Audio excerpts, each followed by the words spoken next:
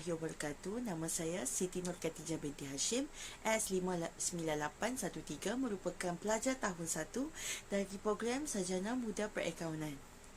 Konsep asas berkaitan dengan komunikasi interpersonal ialah seperti konsep kendiri, sikap, sahsiah dan matlamat. Ia membantu dalam mewujudkan seseorang individu yang berkebolehan dan berkeyakinan semasa berkomunikasi di hadapan orang ramai.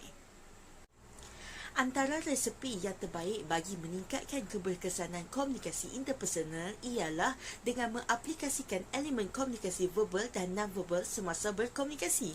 Sebagai contoh, untuk komunikasi verbal di mana berlakunya komunikasi secara langsung antara kedua dan secara lebih bersemuka, di mana informasi yang disampaikan secara terus kepada individu tersebut. Komunikasi melalui non-verbal pula berkomunikasi dalam bentuk tingkah laku atau bukan lisan yang melibatkan elemen seperti bunyi, gerakan, main-main muka dan sebagainya bagi memastikan maklumat komunikasi lebih mudah difahami.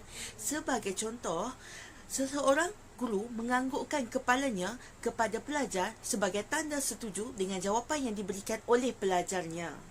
Selain itu, pendengaran atau lebih dikenali sebagai listening boleh juga membantu dalam meningkatkan keberkesanan dalam komunikasi interpersonal. Sebagai contoh, dalam listening menggunakan teknik Hero Model, iaitu yang pertama H untuk hearing, yang kedua U untuk understanding, R remembering, I interpreting, E evaluating dan yang terakhir responding. Melalui pendengaran yang lebih efisien, maka dapat menghasilkan dalam meningkatkan keberkesanan dalam komunikasi.